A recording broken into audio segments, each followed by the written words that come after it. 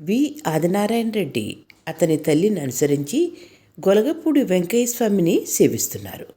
ఆయన ఇలా రాశాడు: నేను శ్రీ సాయి లీలామృతం చదివినప్పటి నుండి సాయినామం స్మరించడం అలవాటైంది. వెంకయ్య స్వామి భక్తుడనైనా నేను అలా చేయకూడదేమో అనుకునేవాడిని.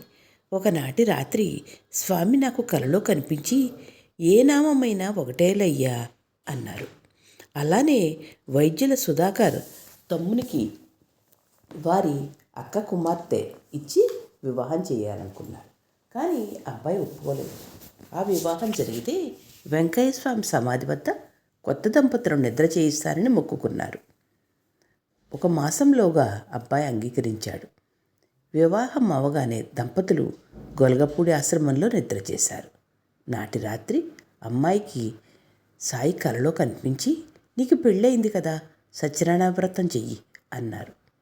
మా ఇల్లు చిన్నది, పెద్ద ఇల్లు కట్టించు, చేస్తాను అన్నదామె.